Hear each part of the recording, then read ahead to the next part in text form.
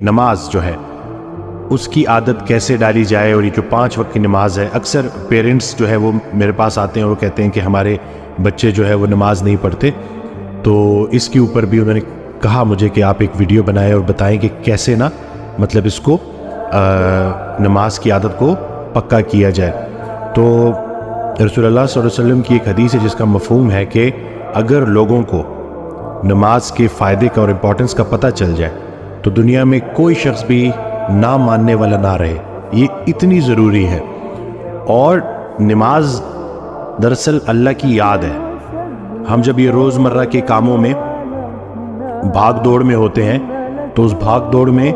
کہیں ہم اللہ کو بھول نہ جائیں، زندگی دینے والے کو بھول نہ جائیں، اس کو یاد رکھنے کے لیے صبح اٹھے، فجر پڑھی، فجر پڑھنے کے بعد اپنے کام شروع کیے، مصروفیات میں بیزی رہے، پھر ظہر کا ٹائم آ گیا،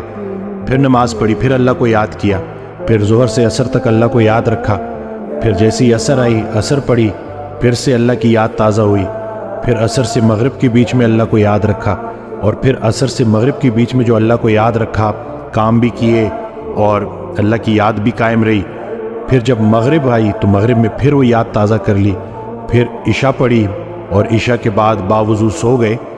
تو اس طرح سے پورا دن اللہ کی یاد قائم رہی، تو پورا کا پورا دن عبادت میں، رات کو باوضو سو